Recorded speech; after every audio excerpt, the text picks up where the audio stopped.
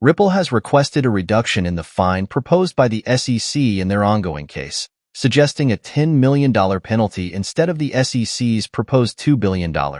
This request is based on a recent settlement in the TerraForm Labs (TFL) case, where the SEC agreed to a civil penalty much smaller in proportion to the company's gross sales. In a filing submitted to the Southern District of New York, Ripple highlighted the consent judgment in the TFL case. The SEC settled with TFL for the disgorgement of over $3.58 billion and a civil penalty of $420 million, which amounts to 1.27% of TFL's gross sales of $33 billion. Ripple argues that this is significantly less severe compared to the $2 billion fine proposed by the SEC in Ripple's case. Ripple emphasized the differences between their case and TFL's. The TFL case involved massive fraudulent schemes resulting in $40 billion in investor losses and fraudulent practices by TFL executives.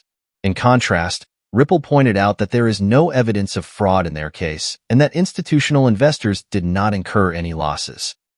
Ripple also noted that the SEC typically requests civil penalties between 0.6% and 1.8% of gross sales in similar cases. The proposed fine against Ripple, they argue, is far beyond this range. The filing has sparked significant reactions within the crypto community. Pro-XRP lawyer Bill Morgan highlighted what he sees as the SEC's undue hostility towards Ripple. He described the SEC's behavior as ill-motivated.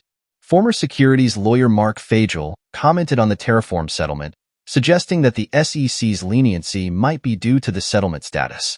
Fagel emphasized that the TerraForm penalty is somewhat theoretical because the funds are likely not recoverable. CryptoQuant CEO Ki-Young Ju questioned how TerraForm Labs would pay the SEC, given their claim of depleted reserves following the collapse of the UST peg 2 years ago. As of now, the SEC is seeking a nearly $2 billion fine from Ripple. However, Ripple is arguing that the penalty should not exceed $10 million. Both parties have submitted their filings and are awaiting the court's final decision. Ripple CEO Brad Garlinghouse recently estimated that the court would issue its final verdict before September 21st, the end of the astronomical summer. It remains to be seen if this projection will be accurate.